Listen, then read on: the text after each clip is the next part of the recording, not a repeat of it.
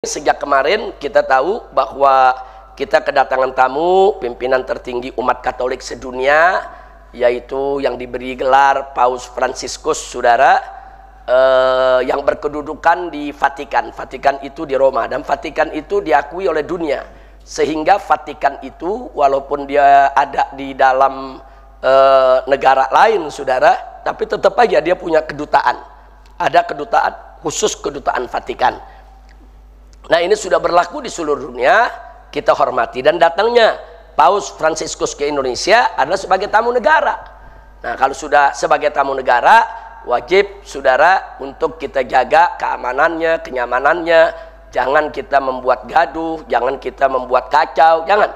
Hormati beliau sebagai tamu negara kita. Tadi sudah saya sampaikan itu.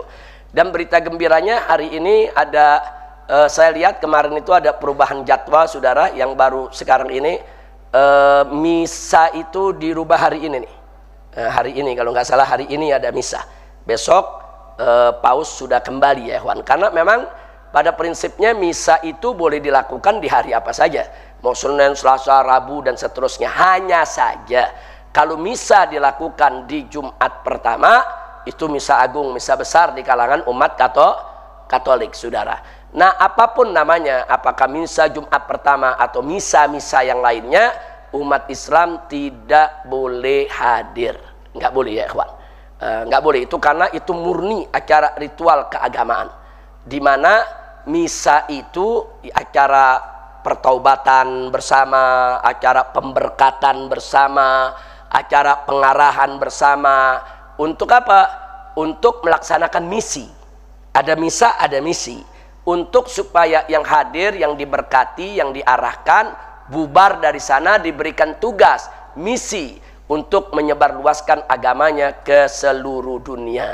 Nah, jadi misa itu semacam dia ritual agama, dia ibadah, ya kawan, untuk pertaubatan dan lain sebagainya.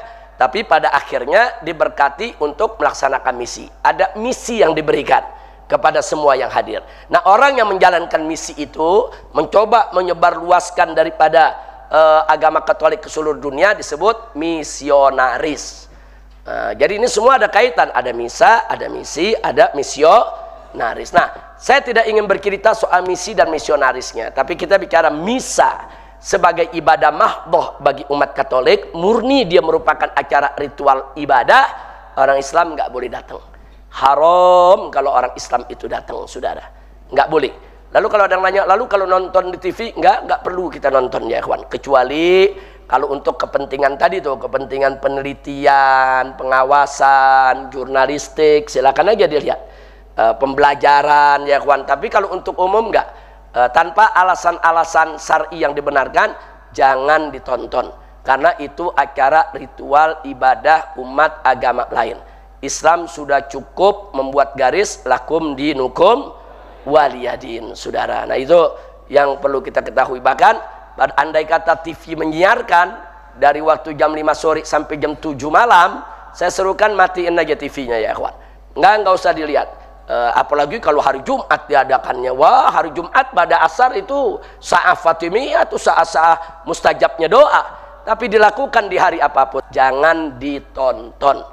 Matikan TV, kita isi dengan zikir, wirid, hizib, sampai sholat maghrib, kita baca rotib dan lain sebagainya, sampai sholat isya, selesai. Apalagi ini hari awal bulan Rabiul Awal. Kira-kira jelas tidak?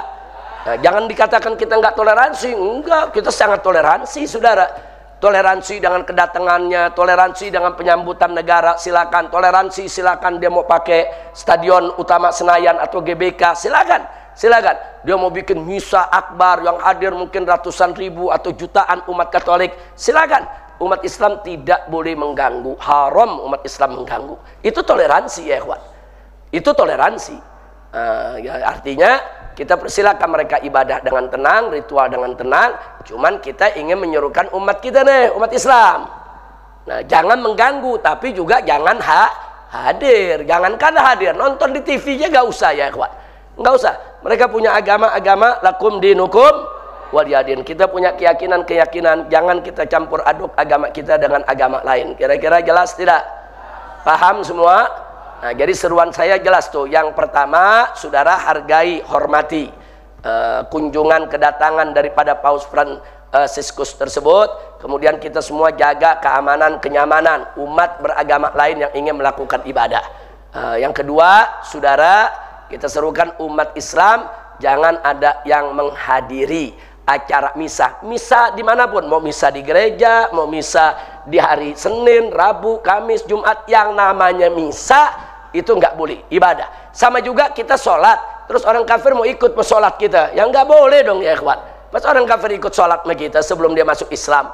Nah, misa itu ibadah, seperti kita sholat berjamaah ya ikhwan. Agama lain nggak boleh ikut. Nah, lagi pula kalau umat Islam ikut ke sana mau ngapain? Jangan-jangan nanti umat Katolik tersinggung, mau ngapain umat Islam datang-datang kemari? Jangan-jangan mau mata-matai kita, jangan-jangan mau menyusup, jangan-jangan merusak acara kita.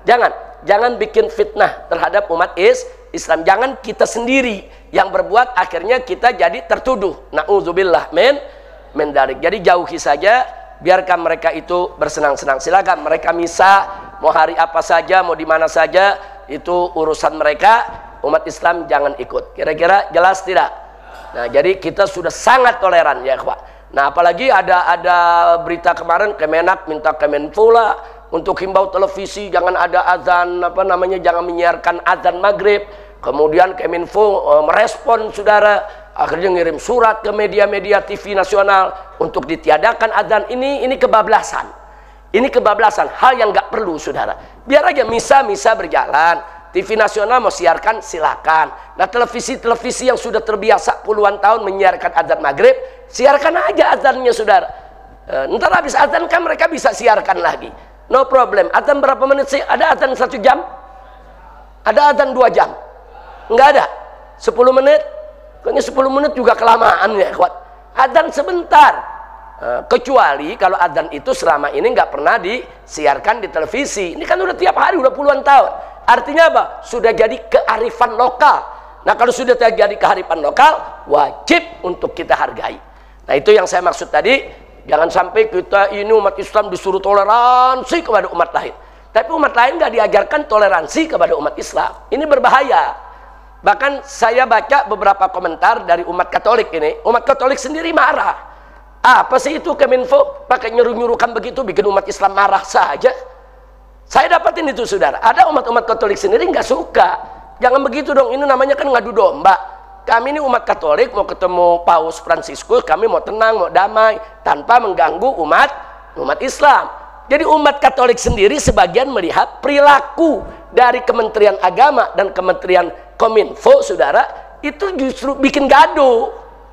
Itu justru bikin gaduh. Jadi jangan nuduh umat Islam doang nggak nolak, enggak. Hatta umat Katolik ada yang nolak, saudara. Nah, kenapa umat Katolik nolak? Karena dia paham, dia cerdas, dia tahu yang begini nih, yang bisa merusak keharmonisan kehidupan beragama. Jadi masing-masing biarlah umat Islam yang azan, yang maulidan, yang mau kebaktian di gereja urusan dia, jangan kita ganggu. Yang mau misa di gedung udah punya jadwalnya, silakan. Kita saling menghormati, menghargai, jangan saling mengganggu. Kira-kira jelas tidak? Ya, kadang-kadang memang kementerian yang suka bikin gaduh ya, Wan. Apalagi Kemenak nih, gaduh dulu kerjaannya. Saudara nggak paham. Ini mungkin gara-gara melanggar apa yang disabdakan Nabi. Nabi mengatakan idza wusidal amru ila ghairi ahli fantadhiris sa'ah. Kalau menyerahkan urusan tugas kepada orang yang bukan ahlinya, ya tunggu aja kehancuran. Nah, jadi kalau ngangkat menteri yang bagus, menteri agama mesti ngerti agama. Menteri agama mesti yang bagus agamanya. Menteri agama yang mesti perhatian kepada persoalan agama, bukan menteri agama bikin gaduh di tengah-tengah umat beragama. Na'udzubillah min dzalik. Mudah-mudahan besok di pemerintahan yang baru kita dapat menteri agama yang bagus, yang alim, yang soleh, yang amanat, yang jujur. Jangan menteri agama yang jualan kuota haji lah, saudara, yang bikin gaduh aja.